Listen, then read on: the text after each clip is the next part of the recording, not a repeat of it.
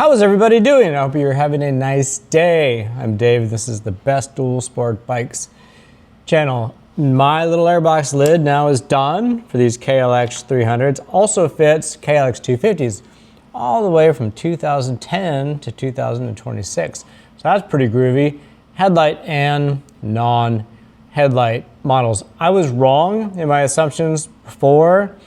I made a video where I was assuming that I wanted to build something for more Airbox volume. Good in theory, good in practice, bad in reality, because what I didn't figure on was that took up too much area underneath the seat here, and the air couldn't get in to the box to fill it. So this is a very fine line on this thing between getting air into the box and getting air to the box. That's a weird part of this bike. So I really kind of split the differences and did various things, and that's why this now has this piece of foam at the top, this big piece of coarse foam, because I was able to open up a lot of area into the box, enough to where I could get the flow area to it, but keep the vacuum at the same time so we didn't lose bottom end response. But I cut the sides out so the air that did come in here could enter from all sides, and so I didn't flood the air filter with dirt or water. I was able to use this piece of foam here, which really helped as an awesome pre-filter for, you know, this thing getting dirty. So it worked out really well. There is a little slit right here where the foam doesn't go all the way to the back. That's done on purpose, because after riding this thing for quite a few days with some others, you know, just dust, where you're mid-pack and you're just taking the dust. We'd get done, work on bikes. My piece of foam here was pretty dusty, but my filter was actually pretty stinking good compared to their filters, which needed to be cleaned. Mine didn't, but this thing was getting pretty grubby. So the thought was, if I cut the foam a little bit, I can split some of the responsibility between the filter and the foam, you know? And I didn't want to get this thing too clogged up out there, so that was my thinking. The cool part about it is you could just pull it out. Everybody else is doing their filters. Mine was good. I just took this piece out, washed it under the hot water in the sink, dried it all out, got it clean. I just blew it out with a hair dryer, honestly, not my hair dryer. Got it cleaned up and things were back to good. And when we are using this, and just fits right back in, when we're using this, we put the whole side of it to the back. That way the dust and so forth that comes in underneath when we're moving forward hits the filter first and blocks a lot of the dust from the back. So it's really good. And it's cool that somebody really cares about these bikes enough to sit down and really test and design something good. Now let me show you the dyno on the thing, and then we'll do a little riding. Okay, here's the real numbers. This looks gnarlier than it really is. Yellow, that's the biggest one. That is the new lid. These ones down here are torque.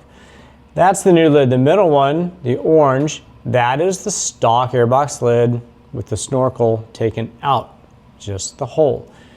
The red one, that is the use of the KLX 220 snorkel, which seems to be so popular. I thought that was stupid from the get-go, and this kind of proves it. It's not a huge loss. These differences look bigger than they really are, but it's still a loss. It proves that it's still a loss. It's a decent gain with the new thing. It looks real big up here, but these are real high RPMs, and the reality is you're never running around there. But when you're down here in the 5s and 6s where you are, I mean, it's nothing huge, but it's something, right? I mean, right there, it's horsepower and a half. Does it feel like a horsepower and a half when you're riding it? I don't know, but it definitely feels snappier.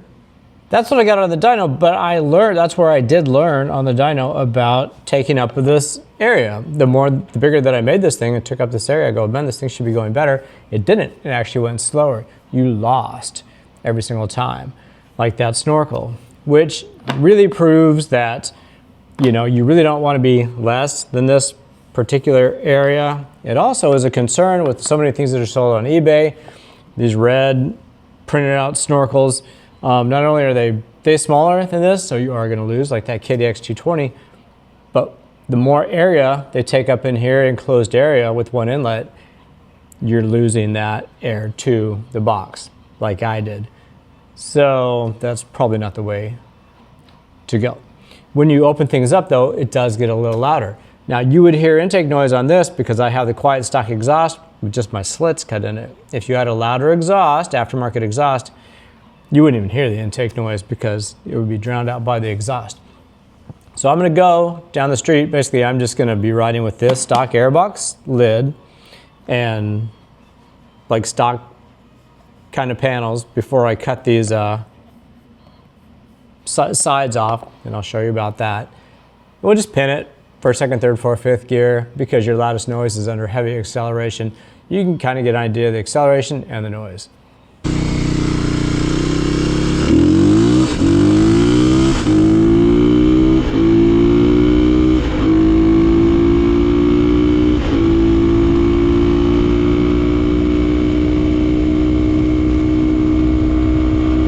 It's not bad because of our ECU programming that works so good.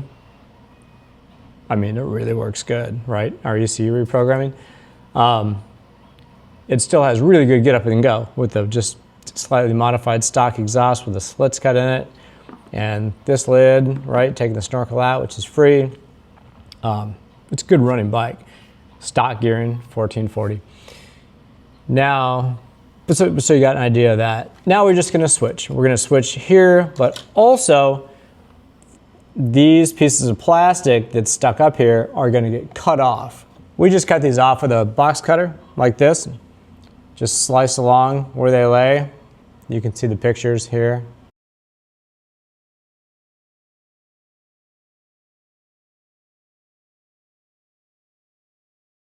And that's a simple way to help get air into this area underneath the seat. Now we can squeeze in a little air between the seat and these panels. So a little extra air in this dude. Here's how it sounds. Here's how it runs.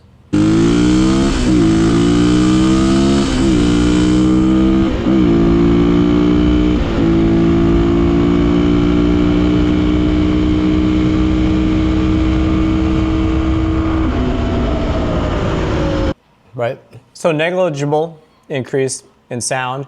I can feel the increase in response, the get up and go, the kind of freer breathing of it when it revs out. So it's nice. You had a gain. You absolutely have a gain. Prove it on the dyno, better when you ride, and it's cool because you get some more protection from the dust side of the things. And hey, the water just hits this too, basically just beads right off. So that part of it's pretty groovy too. Okay, well, look, for the scant price of $39.95, get you one, get moving. Obviously, do the ECU reprogramming. Everybody's happy with that. Whether you have an aftermarket exhaust or just modify the stock exhaust, you're good either way. You could also use this with a completely stock bike. Bought off the showroom floor, didn't do crap to it. You could just slice these parts off, put on this Airbox lid, and have a gain and some protection.